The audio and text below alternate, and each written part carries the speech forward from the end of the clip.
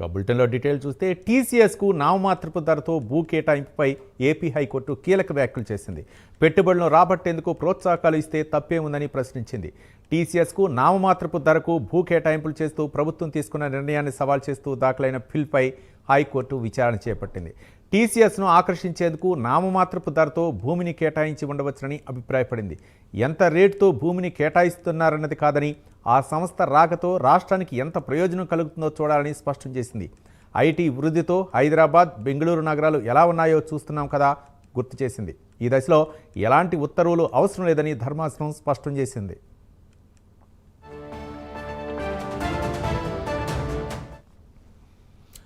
AP ప్రభుత్వం టీసీఎస్కి భూ కేటాయింపుపై AP high court కీలక వ్యాఖ్యలు చేసింది. అంటే భూ కేటాయింపు ఇచ్చామని కాదు, దానివల్ల ప్రయోజనం ఏ మేరకు ప్రజలకు చేకూరుతుందనే దానిపైనే ముఖ్యమని చెప్పేసి హైకోర్టు స్పష్టం చేసింది. దీనిపై మరింత సమాచారం మా కరస్పాండెంట్ శ్రీనివాస్ అందిస్తారు. శ్రీనివాస్.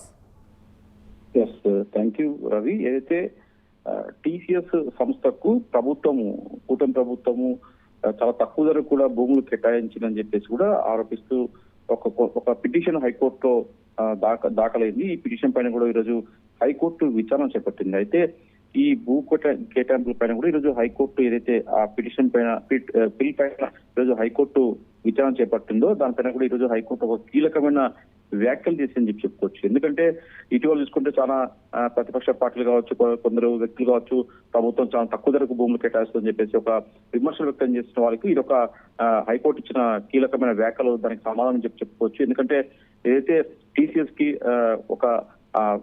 టీసీఎస్ ను ఆకర్షించేందుకు ఒక నామమాత్రము ధరతో భూమిని కేటాయించవచ్చు, కానీ అది రాష్ట్ర అభివృద్ధికి ఎంతో ఉపయోగపడుతుంది, పెట్టుబడులను రాబట్టేందుకు ప్రోత్సాహాలు ఇస్తే తప్పేముందని చెప్పేసి కూడా ఈరోజు హైకోర్టు ఒక కీలకమైన వ్యాఖ్యలు చేసింది. ఎందుకంటే రాష్ట్రంలో ఇప్పుడు అభివృద్ధి చెందుతున్న రాష్ట్రంగా అమరావతి రాజధాని ప్రాంతము కావచ్చు, రాష్ట్రం కావచ్చు, ఎలాంటి అభివృద్ధి జరగాలనో ఖచ్చితంగా అభివృద్ధి దశలో ఉన్న సమయంలో ఇలా కంపెనీలకు ప్రోత్సాహకరంగా తక్కువ ధరకు నామమాత్రపు ధరతో భూ కేటాయింపులు ఇస్తే తప్పేముందని చెప్పేసి కూడా హైకోర్టు ఒక కీలకమైన వ్యాఖ్యలు చేసింది. లీజు పద్ధతిలోనే భూమిని కేటాయిస్తున్నామని చెప్పేసి కూడా ప్రభుత్వం నుంచి కూడా కొన్ని ఈరోజు జీపీ అక్కడ హైకోర్టులో వివరణ ఇవ్వడం జరిగింది. పూర్తి వివరాలతో ఏదైతే ఈ టీసీఎస్ కు దాదాపు 1300 కోట్ల పెట్టుబడితో 12,000 ఉద్యోగాలు కల్పిస్తుందని చెప్పేసి కూడా ప్రభుత్వ ఉత్తర్వులో ఉందని చెప్పేసి కూడా ఈ సందర్భంగా హైకోర్టు ఆ బిల్లు సందర్భంగా విచారణ నేపథ్యంలో హైకోర్టు ఒకసారి గుర్తు చేసింది. ఎందుకంటే హైకోర్టు ఎందుకంటే టీసీఎస్ అనే సంస్థ 1300 కోట్ల పెట్టుబడితో దాదాపు 12,000 ఉద్యోగాలు కల్పిస్తే అభివృద్ధి చెందుతున్న రాష్ట్రంలో ఇలాంటి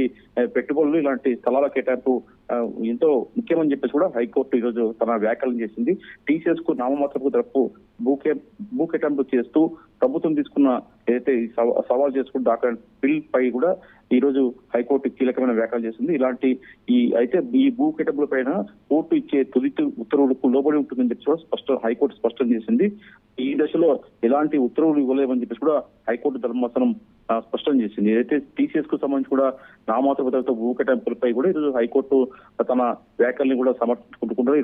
ఈరోజు విచారణ సందర్భంగా ఎంత రేటులో భూమిని కేటాయిస్తున్నామని కాదు, కానీ రాష్ట్ర అభివృద్ధి కోసం ప్రారంభ దశలో ఉంది కాబట్టి టీసీఎస్ ను అలాంటి సంస్థలను ఆకర్షించేందుకు నామమాత్రపు ధరతో ప్రభుత్వం ఈ భూమిని కేటాయించి ఉండవచ్చు అని చెప్పేసి కూడా హైకోర్టు అభిప్రాయపడింది. పెట్టుబడులను రాబట్టేందుకు ప్రోత్సాహకాలు ఇస్తే తప్పేముందని చెప్పేసి కూడా ఈ రోజు హైకోర్టు ఒక కీలకమైన వ్యాఖ్యలు చేసింది. తీసుకున్న మటుకు రాష్ట్రానికి సంబంధించి కూడా అభివృద్ధి విషయంలో ప్రభుత్వం కొన్ని పెట్టుబడులను రాబట్టేందుకు ఇలాంటి ప్రోత్సాహాలు తప్పేముందని చెప్పేసి కూడా హైకోర్టు ఒక కీలకమైన వ్యాఖ్యలు చేసింది. అది మొత్తం తీసుకున్న మటుకు. Thank you Ravi. Right, thank you Srinivas.